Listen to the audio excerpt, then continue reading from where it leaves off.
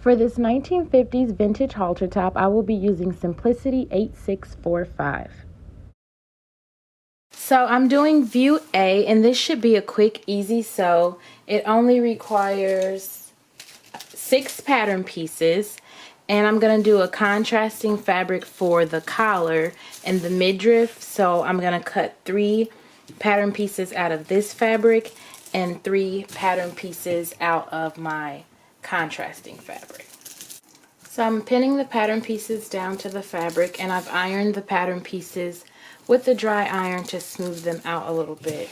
I'm trying to keep my pins inside the seam allowance so that way I don't have to worry about possibly damaging the fabric. And so now it's time to cut these pattern pieces out. This is some pretty inexpensive cotton fabric I purchased at Walmart. I purchased 1 yard of this flower print and then 1 yard of the contrasting fabric. This top should make up fairly quick, even though some of the components I haven't done before, such as buttons or the collar, so I'm excited to learn these skills along the way and get a pretty cute top out of it.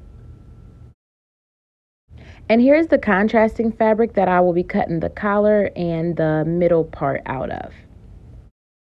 So I'm placing the remaining pattern pieces onto the fabric, and I will proceed with cutting them out. I have finally learned to pay attention to the grain lines, and that's what you see me doing here, making sure I lay out the pattern piece correctly.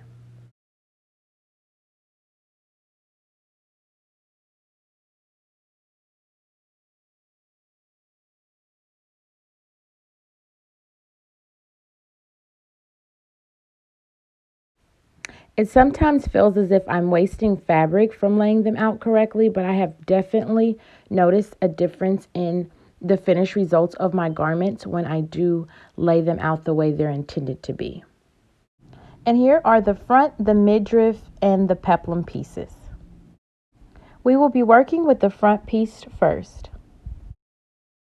So now that everything is cut out, the first step is to stay stitch along the neckline and the armholes.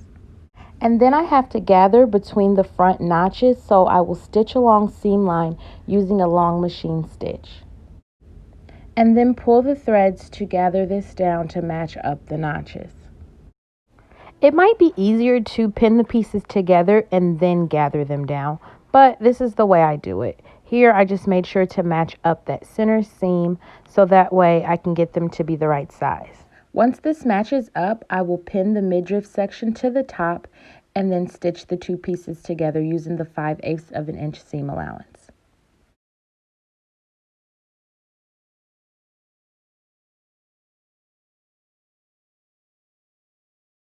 And now I will pin and stitch the peplum piece to the midriff piece, matching up the notches.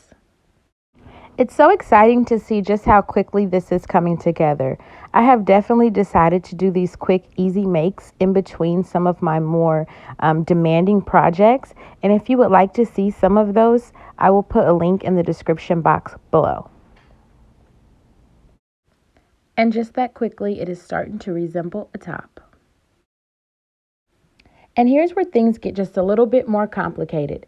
This back piece requires darts as well as buttonholes, and so I'm making sure to transfer all of the markings from the pattern piece to the fabric using a ruler. These 2 lines that I'm tracing now, I learned later are very important and not to be ignored.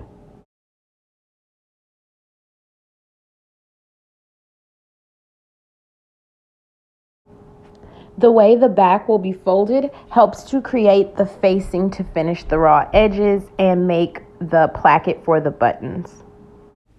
Here I definitely see my growth as a seamstress. If you watch some of my previous makes, you will see some of the trouble that I have that erupts from not transferring all of the markings, so I'm happy to do it here. And here you see me drawing in the lines for the darts.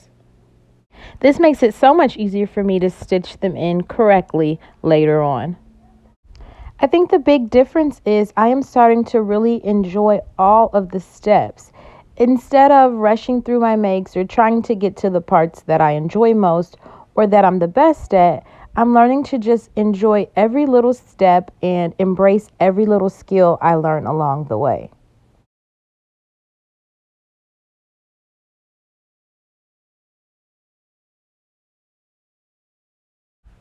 Also, this pattern did call for boning, but I didn't use it because my cotton was so heavy. I felt as though it wasn't necessary. This cotton is almost like upholstery cotton. It is so heavy. So I do look forward to making this pattern again using lighter material and definitely using the boning. As you can see here, I now have my dart stitched into place, so I will attach the two back pieces to the front piece. I pinned everything into place, matching up the notches, and then I will stitch together using the 5/8 of an inch seam allowance. Something else to be aware of with this pattern, the seam allowance is not consistently 5/8 of an inch throughout the entire pattern. So please pay attention to this aspect. A lot of it has to do with the collar, but I believe there were a few other places as well dealing with the facing that the seam allowance changed. And so now I will work on the collar a little bit. I have interfaced the two collar facing sections, and then I will sew them together around the edges, matching up the small and large dots and leaving the notched edges open.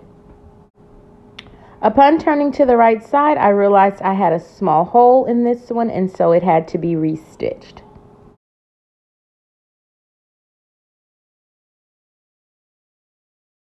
So once I fixed that problem, I turned them to the right side and gave them a really good pressing. And look how much better they look after that pressing. And now it is time to match up those center markings that we will use to make the collar one piece. And now I realize that I can't move much further with the collar until I do the front and back facings. So here I am matching up the notches. After stitching these pieces together, I will then edge finish the unnotched edge of this facing. Here you can see where I did this incorrectly. I pinned matching up the notches before remembering that this will later be folded in on the fold line that we traced out earlier. So actually, the first thing you're going to want to do is pin the back edge of the facing to the back of the top, having raw edges even. And you're going to stitch a 1/4 of inch seam from upper edge down to the finished edge of the facing. And now you're going to turn the back edge of the halter to the outside along fold line. This forms the facing. And then you will edge finish the top back facing. Pin remaining front and back facing edges to top, matching notches, side seams, and small dots. Stitch facings to top, trim seam, and clip curves. That part was actually very tricky for me, so it took me a few times to figure out exactly what they wanted me to do and how, and that's just because I struggle so much with facings and the finishing of my edges, and so that is something I definitely want to work on moving forward. And so once I figured all of that out, I stitched the facing to the edge just as they asked.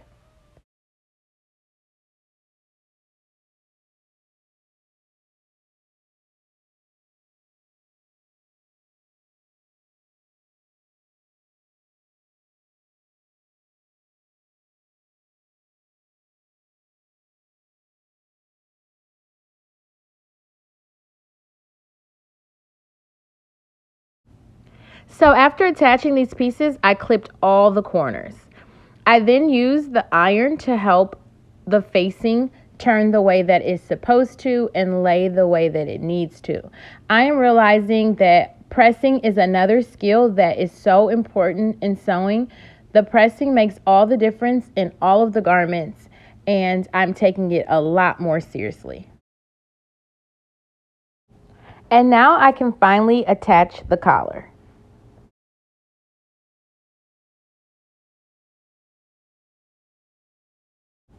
And this is so cool. I couldn't find buttons that I really liked, so I decided to cover my own. I found this little kit, and you just use the mold to cover the buttons. You stick the fabric across the top, you put the button down in, and then you press the back of the button in with the little stopper, and it holds it all together, and they came out beautifully.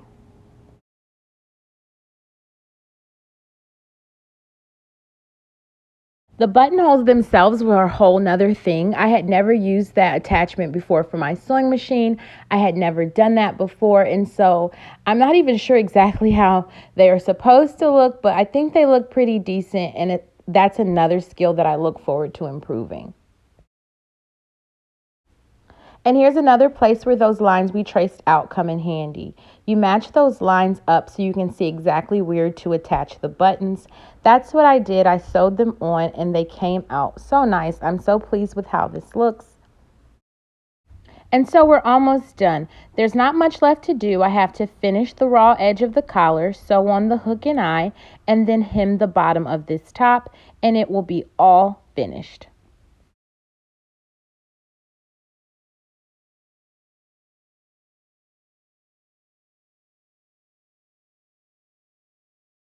And so here she is all finished. I narrow hemmed the edge of the collar to finish it, and I narrow hemmed the bottom of this halter top. And that was it. I'm really pleased with how it came out. I look forward to making this pattern again. I hope you choose to like this video and subscribe to my channel, and I hope you come back for my future videos that are sure and soon to come.